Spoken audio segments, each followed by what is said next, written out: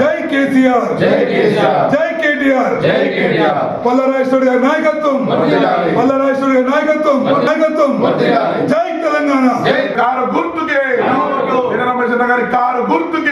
నమస్కారం, నేను మీ ప్రజా గొంతుగా రిపోర్టర్ చింతల మధుకృష్ణ. ఈ రోజు మనం జనగామ మున్సిపాలిటీ 27వ వార్డులో బీఆర్ఎస్ పార్టీ బలపరిచిన అభ్యర్థిగా జైన రమేష్ అన్న గారు నిలబడ్డారు. అయితే వారు గతంలో ఎన్నో సామాజిక సేవా కార్యక్రమాలు చేస్తూ ప్రజలకు అందుబాటులో ఉంటూ ప్రజలకు నిత్యం సేవలు అందించారు. కాబట్టి పల్లా రాజేశ్వర రెడ్డి గారు ఎమ్మెల్యే గారు గుర్తించి వారికి అవకాశం కల్పించారు. అయితే ఇప్పుడు ఒకవేళ గెలిస్తే ఈ వార్డు కార్యక్రమాలు చేస్తారు. మరి ప్రజలకు ఏ విధంగా అందుబాటులో ఉంటారు, ఎలాంటి అభివృద్ధి కార్యక్రమాలు చేపట్టిన విషయాన్ని మరి వారి మాటలలో మనం అడిగి తెలుసుకుందాం. నమస్కారం, నా పేరు జైన రమేష్. నేను 27వ వార్డు బీఆర్ఎస్ పార్టీ అభ్యర్థిగా మా ఎమ్మెల్యే గారు ఆశీర్వాదంతో 27వ వార్డులో నేను బీఆర్ఎస్ పార్టీ అభ్యర్థిగా నిలబడుతున్నాను. ఈ రోజు నాకు ఈ స్థానాన్ని కల్పించిన మా పల్లరాజేశ్వర గారికి ప్రత్యేక ధన్యవాదాలు తెలియజేస్తున్నాను. నా పేరు జైన రమేష్. నేను గత 20 సంవత్సరాల నుంచి ఈ రెడ్డివాడలోనే నివసిస్తూ ఉన్నాను.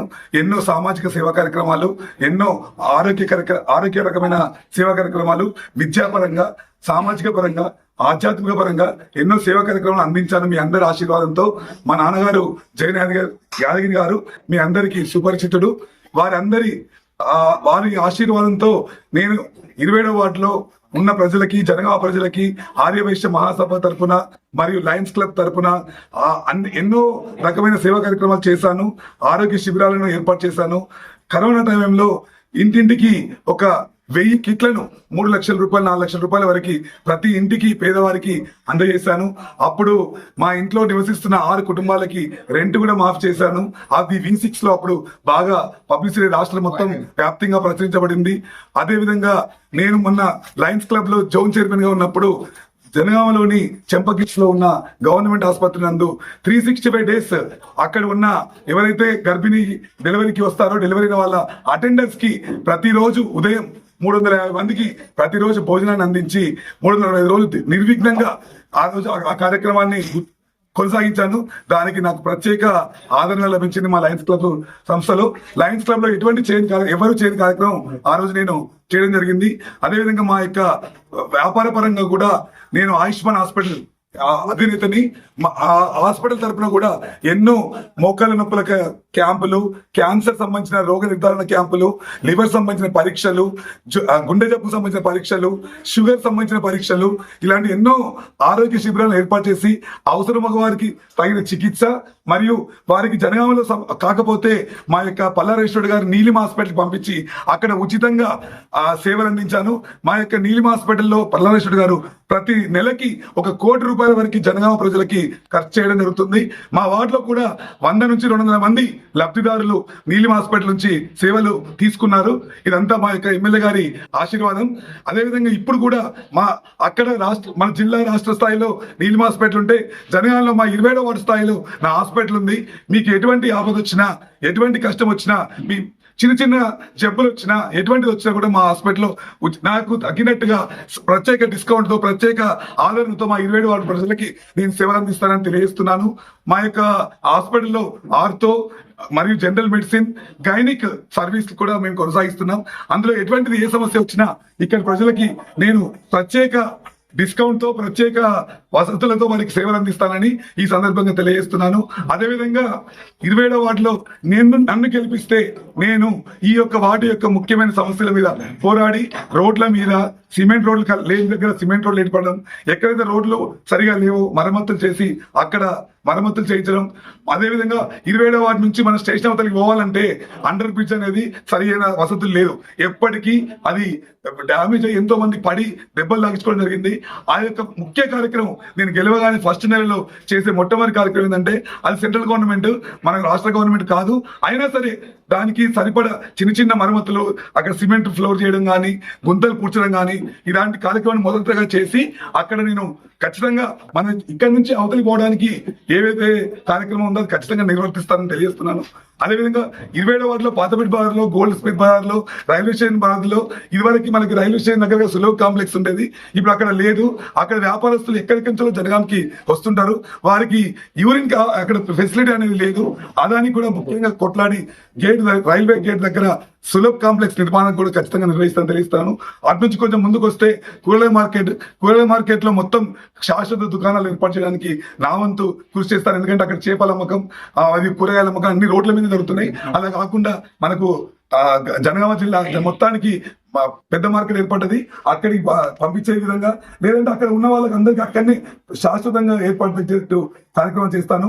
అటు నుంచి కొంచెం ముందుకు వస్తే వాసవి మాత ఆలయం, ధర్మశాల వీధి, ఆ తర్వాత రెడ్డి స్ట్రీట్, ఇక్కడ రోడ్లన్నీ ఎగుడు దిగుడుగా అందరూ స్పీడ్ బ్రేకర్గా గుంతలమయంగా ఉంది. ఆ గుంతలన్నీ పూర్తి చేస్తూ మంచి రోడ్లను వచ్చేటట్టు విధంగా నా వంతు కార్యదీక్ష చేస్తాను. అదేవిధంగా అటు నుంచి కొంచెం ముందుకు వస్తే కొత్తగా ఏర్పడిన రెడ్డి స్ట్రీట్ గత 5-10 సంవత్సరాల్లో ఇది బాగా అభివృద్ధి చెందుతుంది. ఈ కాలనీలో కూడా కొన్ని రోడ్లు లేవు. ఆ రోడ్లన్నిటికీ ఖచ్చితంగా సిమెంట్ రోడ్లు ఈ వచ్చే ప్రణాళికలో మనం చేపిస్తాం.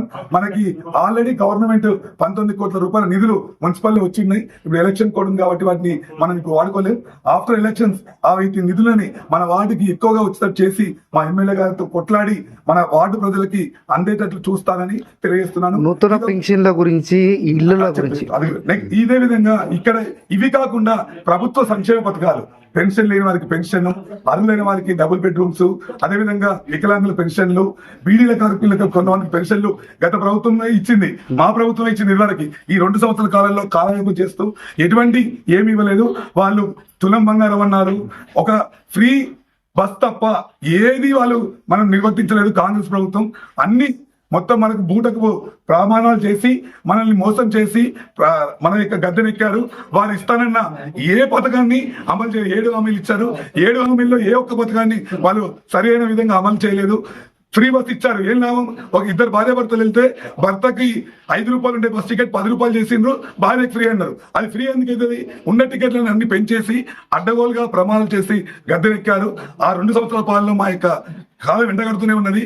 ఇదే విధంగా ఈ యొక్క సంక్షేమ పథకాలు కాకుండా ఆరోగ్య పథకాలు, మా యొక్క గవర్నమెంట్ నుంచి ఏవైతే రావాల్సినవి ఉన్నాయో అవన్నీ ఆరోగ్య సంక్షేమ పథకాలను, అదేవిధంగా అంగన్వాడీ యొక్క కార్యక్రమాలను, పరిశుభ్రత, ముఖ్యంగా ఇవన్నీ కాకుండా దోమల నివారణ, కోతుల బెడద, కుక్కల యొక్క బెడద, ఇవన్నిటికీ శాశ్వత పరిష్కారం చేయడానికి డబుల్ బెడ్రూమ్స్ ఇవన్నీ శాశ్వత పథకంగా మనం చేసి వాటిని నిర్మూలన చేయడానికి గెలిస్తే మరి అధికార పార్టీతో ఏ విధంగా ఎదుర్కోగలుగుతారు? అధికార పార్టీతోటి ఖచ్చితంగా ఎదుర్కోగలుగుతాం. మాకు ఎమ్మెల్యే అండదండలు ఉన్నాయి. మాకు రాష్ట్ర స్థాయిలో మా కేసీఆర్ ఉన్నారు, కేటీఆర్ ఉన్నారు. వాళ్ళతోటి ఖచ్చితంగా ఉన్న ఈ ప్రభుత్వాన్ని ఎదుర్కొని మాకు రావాల్సినవి ఖచ్చితంగా కొట్లాడదాం. వాళ్ళు ఎవరి ఇంట్లోకి వెళ్ళి ఇయ్యరు. అవన్నీ రాష్ట్ర ప్రభుత్వ డబ్బులు.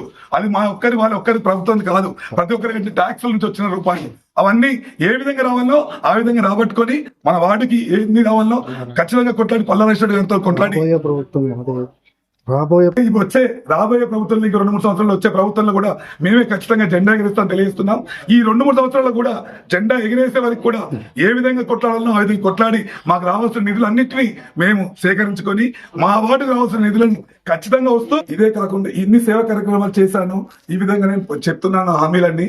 ఇవన్నీ కాకుండా ముఖ్యంగా నేను మీ ఇంటి వాడిని. ప్రతిరోజు మీ ఇంట్లో ఉండే ఒక అన్నలాగా, ఒక తమ్ముళ్లాగా, ఒక కొడుకులాగా, ఒక ఇంటి మనిషిలాగా ప్రతిరోజు ఉన్నాను మీ అందరితోటి. మన ఈ 27 వార్డులో ఉన్న ప్రజలందరితోటి అమాయకమై గత 30-40 సంవత్సరాల నుంచి నేను ఇక్కడనే పుట్టి, ఇక్కడనే పెరిగి, ఇక్కడనే చదువుకున్నాను.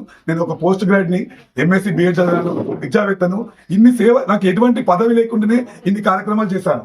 ఒకవేళ మీరు అందరూ ఆశీర్వదించి నన్ను గెలిపిస్తే నేను ఇంకా ఎక్కువగా ఉత్సాహంతో, ఇంకా యొక్క నూతన చైతన్యంతో మన యొక్క ఆ వార్డుకి అభివృద్ధి చేస్తానని సభాముఖంగా అందరికీ నేను తెలియజేస్తున్నాను. గుర్తుకే